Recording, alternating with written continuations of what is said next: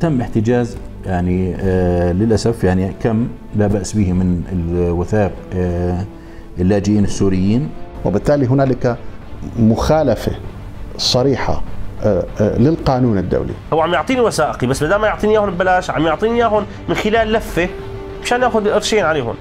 كم يبي؟ ما يعرف.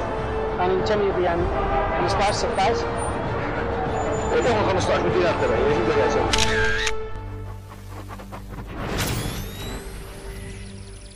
أوصيكم وصية الأخ لإخوانه، أوصيكم بالسوريين. منذ بدء الأزمة السورية قبل أزيد من 3 سنوات، والمسؤولون الأردنيون من فكوا وهم يرددون في خطاباتهم شعارات مساعدة نحو 650 ألف لاجئ سوري في الأردن فروا من الموت بعد أن مزقت آلة الحرب وطنهم إثر مطالب شعبية بسوريا حرة. لكن هذه المساعدة كانت مسكونة بهواجس أمنية بين فينة وأخرى لتطغى بذلك على الجانب الإنساني لمعاناة اللاجئين. ما إن يدخل اللاجئ السوري الأردن عبر الشيك الحدودي حتى تصادر الأجهزة الأمنية جميع الإثباتات الشخصية التي بحوزته من جواز سفر وهويات ودفتر عائلة ورخصة سواقة وكل وثيقة رسمية شخصية بحوزته. عن طريق تل الشاب دخلونا على نقطة الجيش، بعدين نقطة الجيش نقلونا على المفرق، منطقة المفرق على الأمن العام، أخذوا من الإثباتات وأعطونا كرت الزعتري، هذا الكرت اللي لونه زهر حصرا. راجي اللاجئ السوري في مخيم الزعتري ليس وحده من يكابد الأمرين، فحتى إخوته في سوريا نالهم ما ناله. في لي بقيت أخوتي لي 4 شباب أخواني بسوريا عم بيوزعوا معونات على دفتر العيلة. ممنوع خبز غاد عم باخذوه على دفتر العيلة، وما فيش معهم دفتر العيلة، دفتر العيلة حاجزينه هون. شلون بدي ابعث لهم اياه؟ يعني هاي احد المعاناة. في ناس لها جوازات سفر، في ناس لها دفاتر خدمة، يعني كله بشكل مشكلة. انا مثلا شخص مثلا بده يسافر، بده يطلع من الأردن، بده يطلع على الإمارات، بده يطلع وين ما كان، بده جواز السفر. طيب بده يشتغل عليه، شو بده يعمل إذا جوازه عندهم؟ أنا مثلا لي أصدقاء مثلا بالخارج بدهم يبعثوا لي حوالة كمساعدة إلي، حوالة مادية. أنا ما بقدرش استلم الحوالة المادية لأن ما معيش إثبات شخصي لي. احتجاز نحو 220 ألف وثيقة سورية لدى الأجهزة الأمنية ومديرية شؤون اللاجئين السوريين منذ بدء الأزمة السورية وحتى أواخر 2013 جعل قرابة 100 ألف لاجئ سوري يعيشون كالأسرى خلف سواتر ترابية وأسلاك شائكة في 6 مخيمات خاصة بهم. للوثائق والإثباتات الشخصية أهمية في حياة اللاجئين السوريين في الأردن، فعليها يتوقف تسيير أمور حياتهم. سفره كمان إذا بده يضيف مولود، بده يتجوز، بده يطلق، بده كذا، نعتمد على الوثائق السورية أكيد، ما بنضيفه إلا على دفتر عيلة. على الرغم من إعادة مديرية شؤون اللاجئين السوريين لحوالي 50 ألف وثيقة واستمرار احتجازها لنحو 170 ألف وثيقة أخرى، ما زالت سوق سوداء نشطة للإتجار بأوراق ثبوتية سورية، جوازات سفر وهويات شخصية ودفاتر عائلة احتجزت عقب دخولهم الأراضي الأردنية. فريق التحقيق رصد تبادل منفعة بين سماسرة أردنيين وسوريين مع رجال أمن عام لإعادة وثائق محتجزة مقابل 50 إلى 150 ديناراً للوثيقة الواحدة. معاناة اللاجئين تتواصل وسط ضعف رقابة وزارة الداخلية وأذرعها حتى بعد إرجاع ربع الوثائق وصدور قرار وزارة الداخلية في أواخر 2013 بوقف إجراءات احتجاز الوثائق. رافقنا اللاجئ السوري أبو طه إلى مخيم الزعتري لاسترجاع وثائقه المحتجزة بواسطة سمسار سوري يدعى أبو خالد. يقطن أبو خالد في مخيم الزعتري موثقين ذلك بالكاميرا السرية. بالورقة الاسم، التاريخ، كمطعم، جواز سفر، هوية، دفتر عيلة، كذا، 2013 جواز سفر، دفتر جيش، رخصة قيادي. كان إذا هوية ما في. لا ما في هوية. لا ما في، لسه دور الشعبي. قديش بيكلفنا هذا العرض؟ والله الظرف 200. ما في رقم ثاني؟ شو رقم ثاني؟ خير هذا الحكي. والله بما انه 6 قطع بركي من على كل قطعه 50 سوا.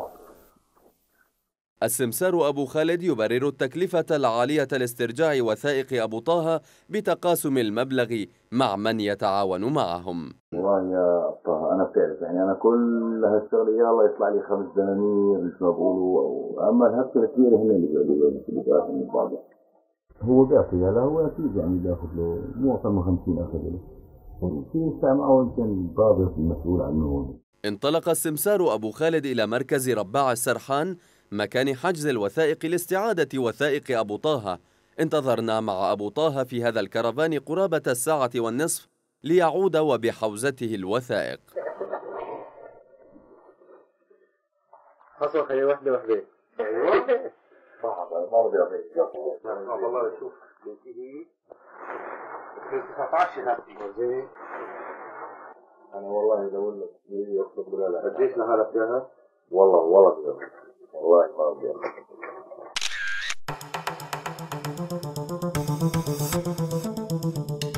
ولأخذ رد السمسار أبو خالد اتصلنا به لزيارته. ممكن أشوفك أنا أبو خالد؟ أنا هيني موجود بالمخيم، وين ممكن أشوفك؟ بعد مضي نصف ساعة زرنا أبو خالد، إلا أنه تهرب من مواجهتنا بعد أن أبلغناه بما وثقناه بالكاميرا السرية. خالد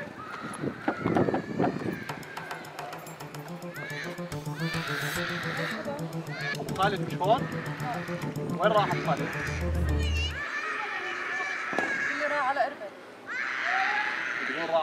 بعد رفض أبو خالد مقابلتنا أجابنا عبر الهاتف أن المشهد ملفق ورفض الرد أمام الكاميرا.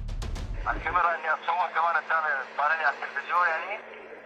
لا الكاميرا ما في داعي على الكاميرا، الصور بتاعت يعني. وللوقوف على ذلك بعثنا بطلب لمديرية التوجيه المعنوي التابعة للقوات المسلحة لزيارة مكان حفظ الوثائق في مركز رباع السرحان، إلا أن المديرية رفضت ذلك دون إبداء الأسباب. مدير شؤون اللاجئين السوريين في وزارة الداخلية يرد على ما وثقه التحقيق. من الصعب جدا الآن عملية التلاعب أنه أي شخص يقوم بسحب أي بطاقة وإعادتها أو بيعها أو إلى غير ذلك، فإحنا حريصين على هذا الموضوع، وإذا كانت هنالك بعض الحالات الفردية هنالك حساب، لكن لا تعني أن هنالك يعني ظاهرة، والحمد لله وإن شاء الله لن تكون.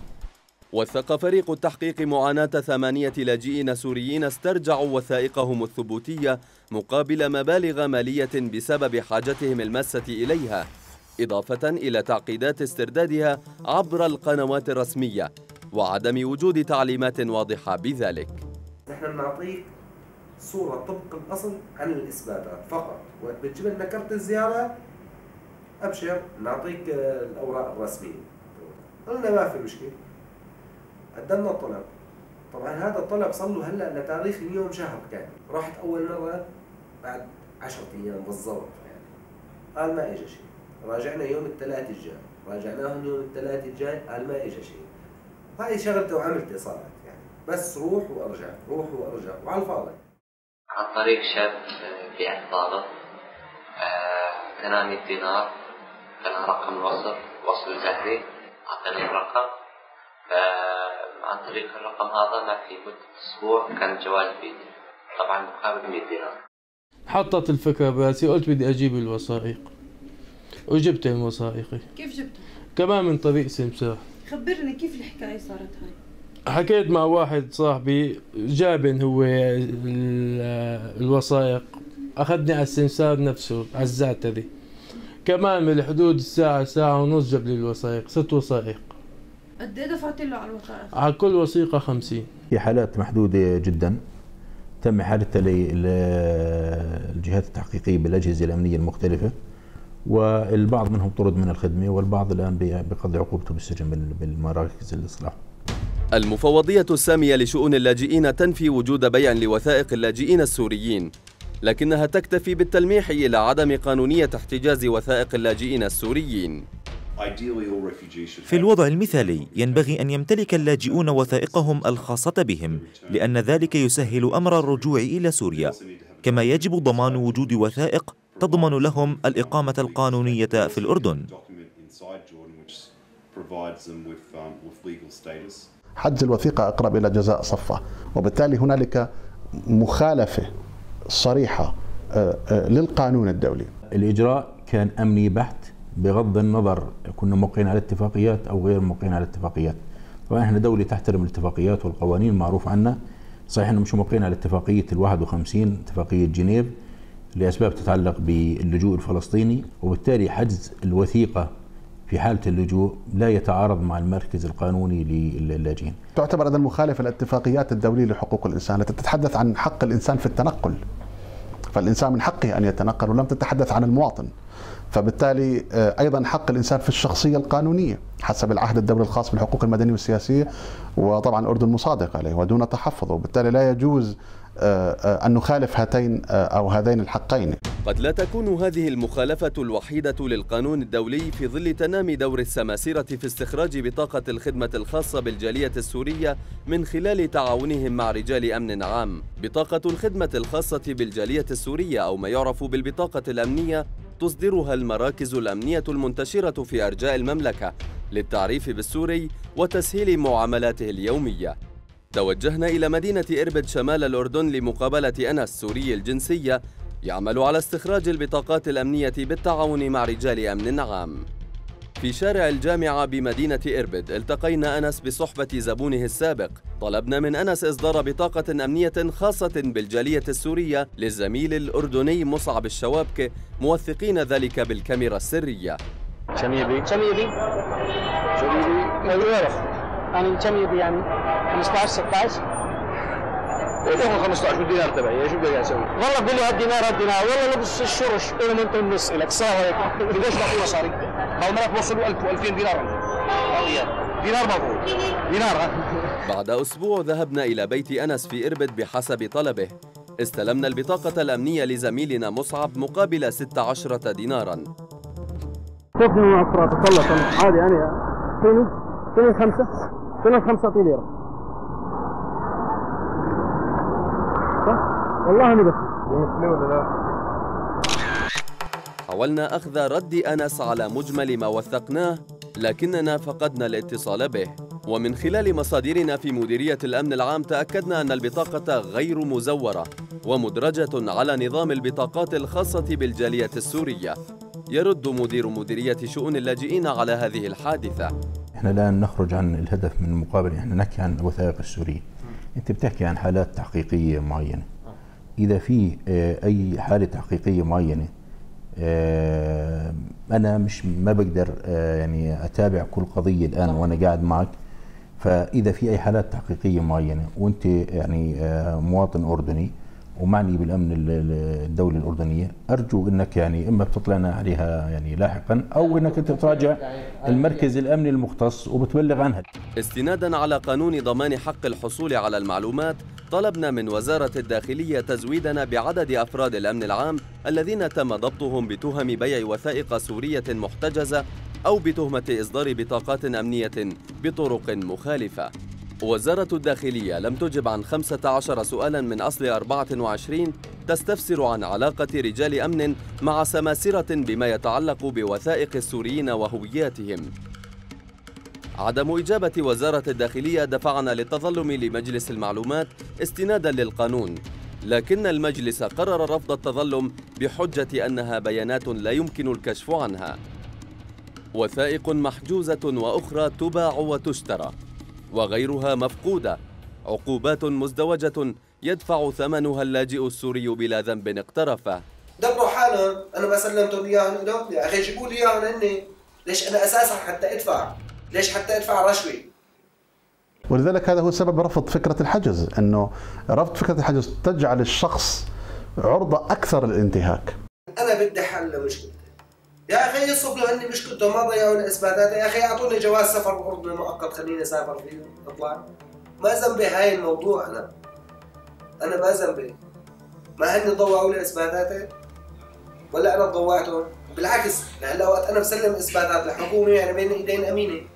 لا نسمح للعنصر البشري العامل لدينا وخاصة بالأجهزة الأمنية بأنه يكون فاسد. مبلغ 150 دينار مو قليل بالنسبة للاجئ سوري مثلي. أنا هون لاجئ مالي حق، أنا هون على لمين بدي أشتكي؟ اضطر اني اسحب الهويه باي طريقه كانت مشان اضمن حالي.